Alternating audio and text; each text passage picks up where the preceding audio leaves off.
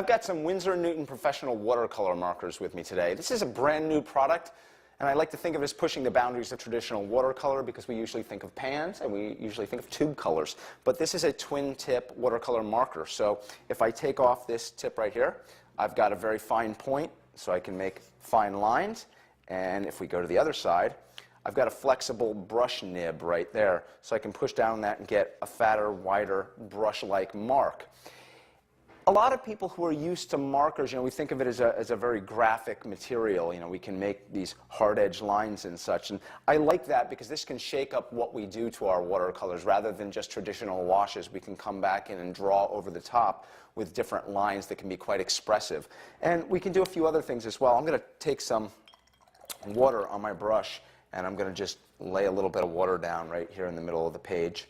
And then I'm going to come back into my brush tip right here. Actually, that was the pointed one. Come back into my brush tip and right into that. And I can just get that water to move and flow. Again, quite expressive. When I let that dry, I can come over the top of that again. I'm going to do it while it's wet, though. And come over the top of it and make marks. Now, if I get the tip wet, and let's get it quite wet. I'm going to actually pick up a little water.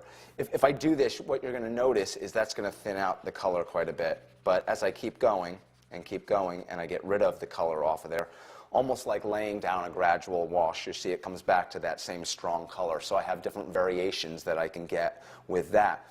It'll dry quite quickly on a paper. This is quite an absorbent watercolor paper. So when I make a mark, if I put that mark down here, it wants to sort of grab to the paper, which again leads to my more graphic marks. But I can come over it, and I can get some of that to move as well. So if I want to combine the beauty of traditional watercolor washes with, again, much more graphic marks to do things that are quite expressive, I can. I enjoy doing that myself. I've even got this watercolor right here, where I did a lot of traditional washes, but then over top in some of these tree areas, and here where we've got these shrubs, I've got these really strong marks and strokes that are possible with the watercolor marker. So I think it's a lot of fun to play with it that way.